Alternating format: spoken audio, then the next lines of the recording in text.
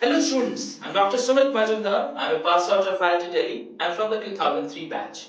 Today we'll be discussing about a very interesting topic that is known as the alternating current. So what is alternating current? You are aware that there is something known as a direct current.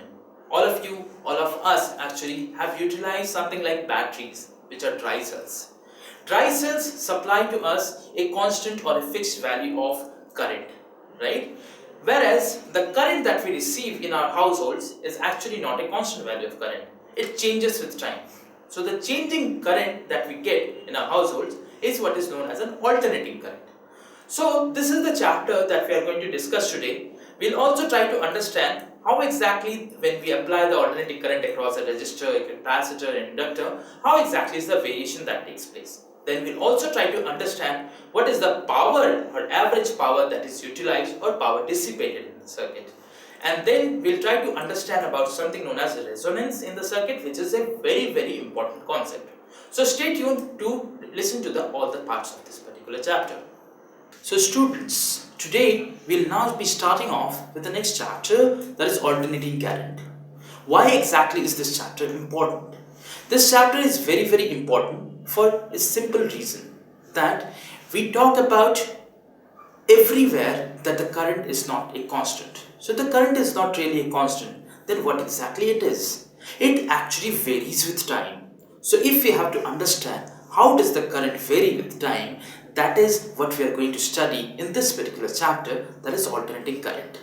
So let me now brief you about what all we are going to discuss in this particular chapter.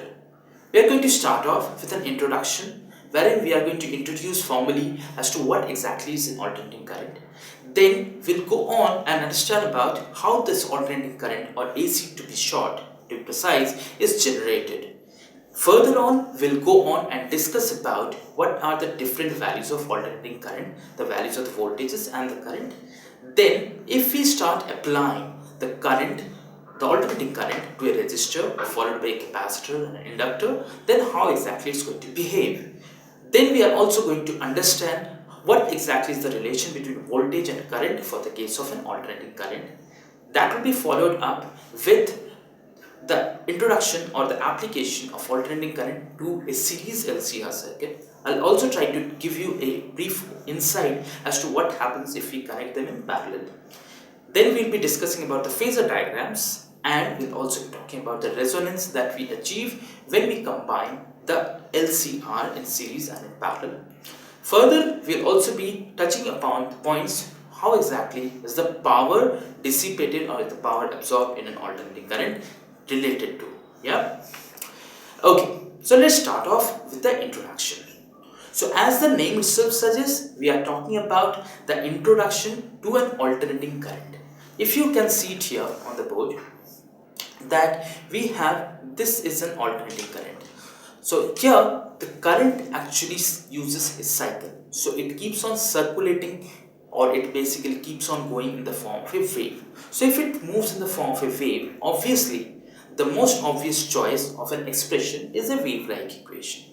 So here I'm saying that this is the current, so let's write down the current. So this is I that we have. So since it's an alternating current, so it's basically something which continuously changes in magnitude, and it basically, the magnitude is periodically changing and reversing in the direction. So if I say I is the current, so I is going to be defined as something like I naught, which is the maximum value of current. So here if I look at it, so this is going to be the maximum value of current that I have. So I is going to be equal to I naught into sine omega t. As I mentioned that this keeps on reversing in direction, so obviously there is a time period. So the time period is defined from where the wave starts to where the wave ends. So this represents the time or the time period of it. So that is represented by capital T. So omega is nothing but the angular frequency. So we define omega as 2 pi divided by capital T. So omega into T is 2 pi divided by capital T into the time. Here I naught is nothing but the peak value of alternating current. So current, we define it as I equals to I naught sine omega t. Omega is equals to 2 pi n. N stands for frequency, that is how many times the current is changing its direction and magnitude. So in this first part, we understood how exactly the variation or the motion of a coil with regard to a magnetic field, produces a value of EMF. So the EMF that is produced basically opposes the own motion, or opposes the own origin from where exactly the EMF has been produced. So that is the production of an alternating current. Once the alternating current has been produced, then what we do, we understood that if we apply the alternating current across an inductor, or across a resistor, how exactly the variation takes place. We got a glimpse about the phasor diagram as well.